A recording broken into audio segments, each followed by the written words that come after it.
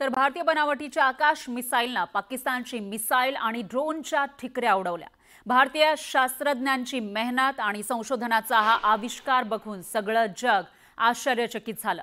डीआरडीओने तयार केलेल्या आकाश मिसाईलने पाकिस्तानचे नापाक इरादे उधळून लावले।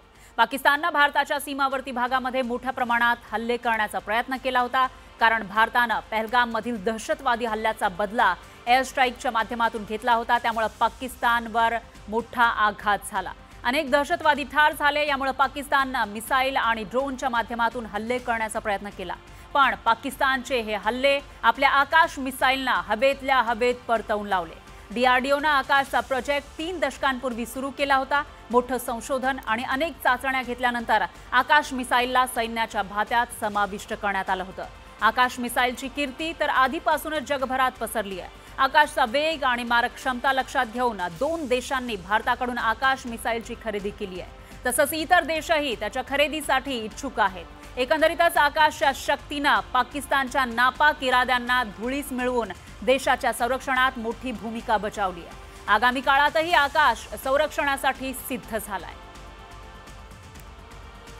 तर आकाशची बलस्थानं नेमकी कोणकोणती आहेत ते जाणून घेऊया ग्राफिक्सच्या माध्यमातून।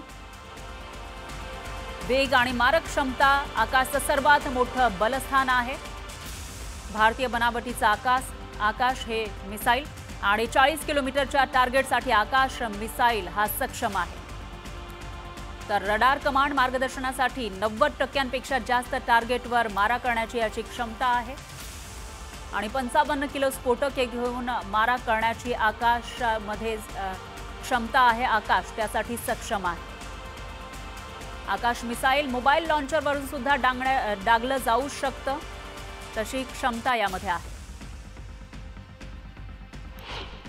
आकाश ही एक इंडिजिनस डेव्हलप केलेली आपल्या डीआरडीओची एक फार चांगली सिस्टीम आहे। ही दोन्ही पद्धतीने वापरता येते, म्हणजे एअर लॉन्च आणि ग्राउंड फोर्सेसनी पण। आणि बेसिकली आकाशचा रोल हा जो आहे हा ड्रोन्सना डिफीट करण्यामध्ये आहे।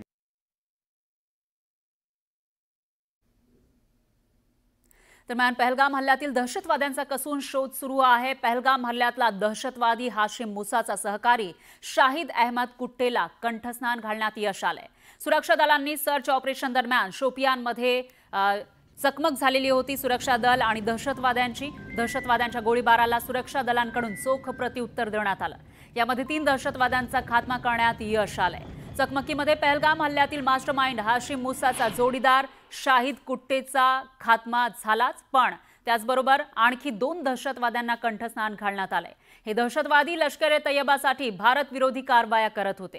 सध्या सुरक्षा दलांकडून शोपियानमध्ये सर्च ऑपरेशन सुरू आहे आणि पहलगाम हल्ल्यातील दहशतवादीही लवकरच सापडतील अशी शक्यता वर्तवली जाते। दरम्यान आजच्या चकमकीनंतर जम्मू काश्मीरमध्ये हाय अलर्ट जारी करण्यात आलाय। ठार झालेले 3ही दहशतवादी लष्कर-ए-तैयबाशी संबंधित आहेत।